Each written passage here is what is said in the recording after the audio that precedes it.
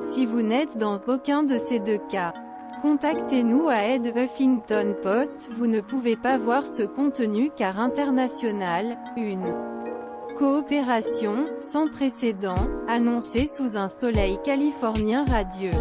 Joe Biden, accompagné de dirigeants australiens et britanniques, a lancé lundi 13 mars un spectaculaire programme de sous-marins propulsion nucléaire, destiné à tenir tête la Chine dans le Pacifique.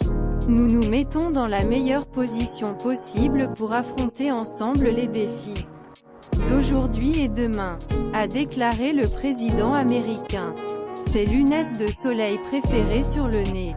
Depuis une base navale San Diego, entouré d'Anthony Albanese et de Rishi Sunak, Joe Biden a assuré que les États-Unis ne pouvaient pas avoir de « meilleurs amis », louant cette alliance à trois baptisée AUKUS, qui avait enragé la France lorsqu'elle y avait été annoncée. 18 mois. Sous-marin à propulsion nucléaire. Le président américain s'était occupé la scène derrière les trois chefs, un sous-marin américain et un navire militaire à quai, de grands drapeaux, et des rangées marins en uniforme.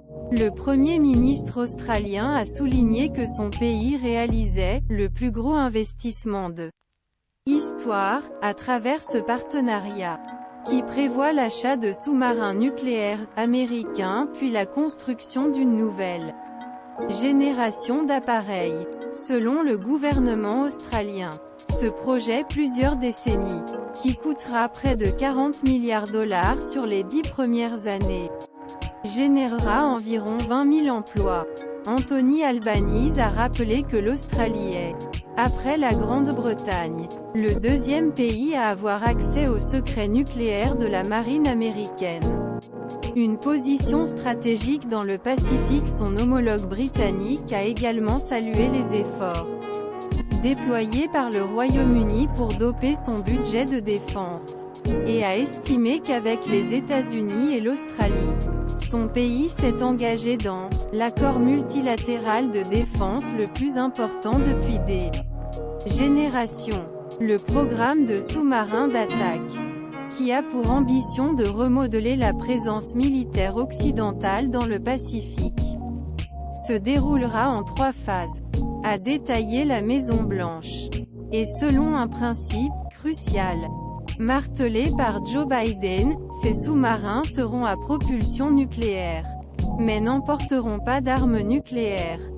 Pour respecter le principe de non-prolifération, il y aura d'abord une phase familiarisation avec l'Australie, qui n'a pas de sous-marin à propulsion nucléaire, ni technologie nucléaire militaire ou civile.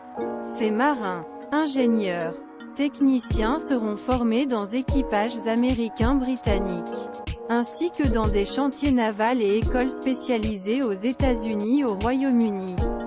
L'objectif est déployé à partir 2027 et selon un principe rotation. 4 sous-marins américains et un sous-marin britannique sur la base australienne Perth.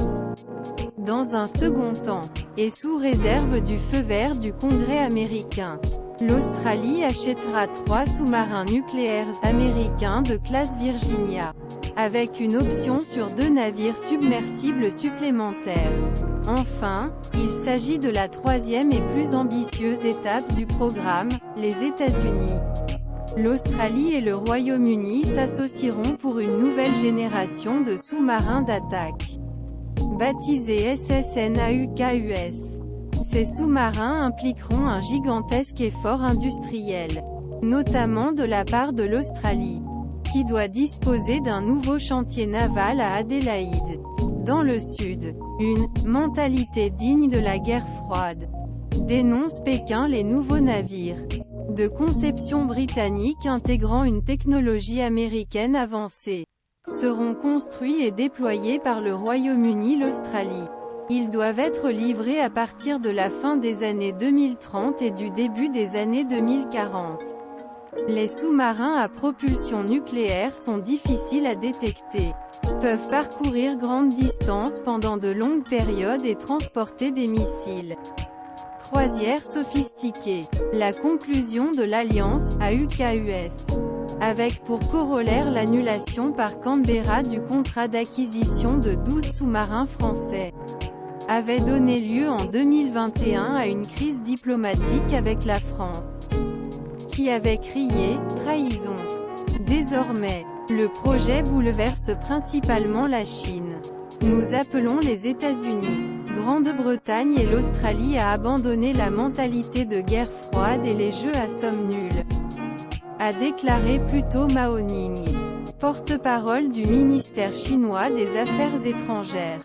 Ce mardi 14 mars, Pékin estime que Washington, Londres et Canberra s'engagent sur une voie « dangereuse ». Aucun des trois dirigeants réunis à San Diego lundi n'a fait de mention explicite de la Chine. Mais Joe Biden y a fait implicitement référence.